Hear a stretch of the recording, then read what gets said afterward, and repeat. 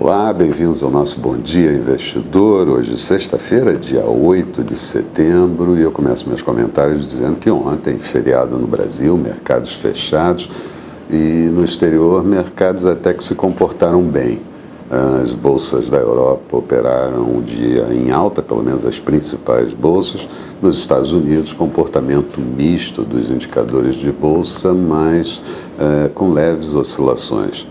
Destaque para o euro em alta forte ontem, vazando 1,20 por dólar.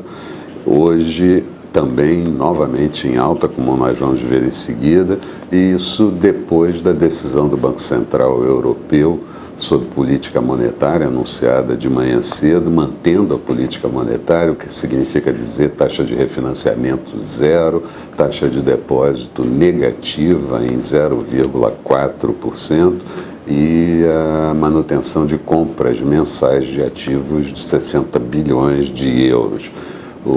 Em declaração e comunicado, declaração do presidente Mário Draghi, ficou constatado que eles podem, inclusive, ampliar o prazo que vai até dezembro para a compra de ativos, ampliar ainda mais dependendo das condições da economia. Esse alongamento não era esperado pelos mercados e houve uma forte reação do euro e de outros indicadores na sessão de ontem.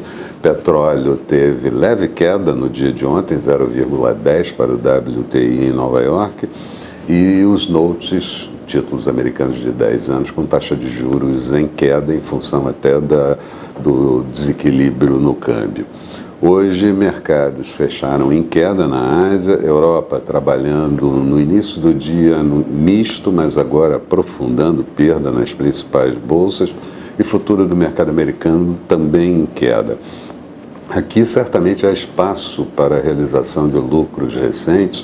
Na última quarta-feira o mercado praticamente arranhou o recorde histórico do índice e pode haver realizações, mas depende muito do fluxo de recursos que está ingressando no mercado, limpar essa oferta de títulos. Durante a madrugada na China, o PBOC, Banco Central Chinês, valorizou a moeda yuan pela 10ª sessão seguida e também mostrou que o saldo da balança comercial no mês de agosto teve um superávit de 44,2 bilhões de dólares, mas a expectativa era que tivesse um superávit de 48,3 bilhões. Mas, de qualquer forma, as importações cresceram para o petróleo, para minério e também para cobre. E o Japão revisou a sua expectativa de PIB do segundo trimestre. Ele saiu de um dado anunciado de 1 ponto percentual de expansão para 0,6%, e com isso a estimativa anualizada saiu de 4% para 2,5%. E na Alemanha foi anunciado o saldo da balança comercial referente ao mês de julho, um superávit em queda para 19,5 bilhões, quando a expectativa era que ficasse em 21 bilhões de euros. E no Reino Unido foi divulgada a produção industrial em alta de 0,2%, a expectativa era 0,4%, e um déficit na balança comercial de 11,6 bilhões de libras, quando o esperado era um déficit de 12 bilhões de libras, portanto veio um pouco melhor.